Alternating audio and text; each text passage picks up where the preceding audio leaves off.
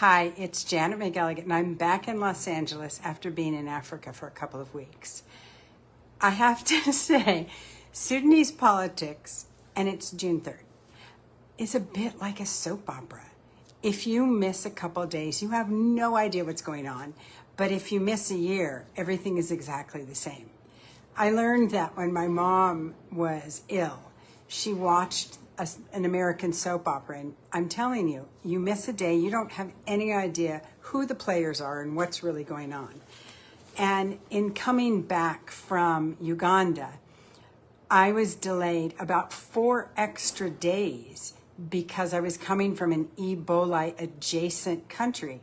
There really wasn't Ebola in Uganda, but the US government, in their infinite wisdom, shuttled everyone through Washington, D.C., where they asked me the most insane questions. Had I been playing with bats and dead people? The answer to both was no. But I wanted to talk today about what's going on in terms of the troops, the war, and the Rapid Support Force defections.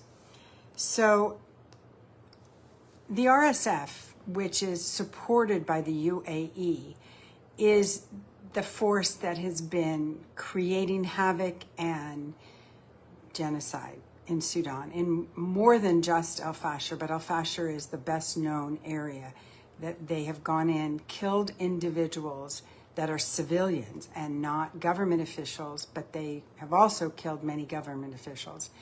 And it's been interesting hearing the chatter of Sudanese people who are very confused by President Burhan at the moment and not understanding what's going on. But if you've been apart from this for a little while, what I see is a bit of a pattern.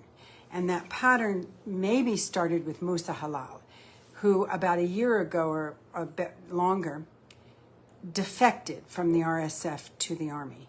Now, in October, Abu Ala Kikal, who was a commander in Jazeera state, switched, and it prompted RSF massacres in Jazeera following his defection.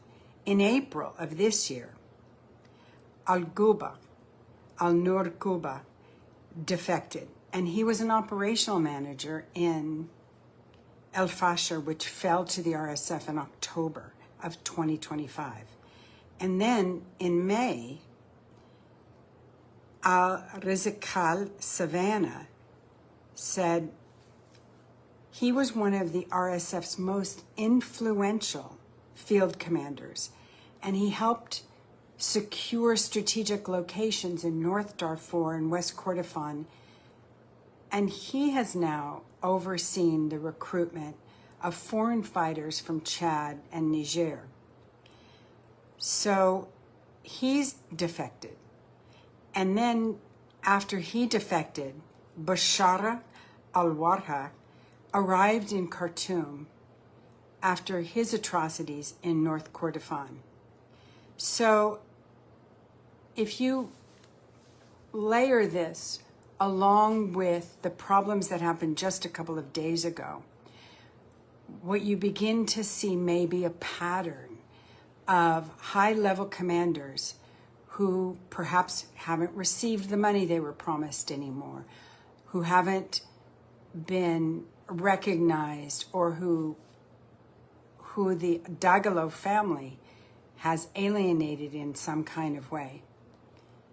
And this may be a strategy on behalf of the army to find a way to end this war, now that, especially since Ethiopia seems to have jumped in with both feet. But the Mastirika have led to a number of deaths and sub-tribal clans that I'm trying to get to the bottom of so that I can understand this.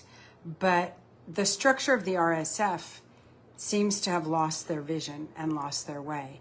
That may have been complicated because of the Israeli-Iran war and the forces that have basically split apart many parts of the leadership in the UAE, because they've had to deal with a war on their shores now. And I think that that has maybe isolated or alienated some of the RSF, and perhaps the Sudanese armed forces is taking advantage of that.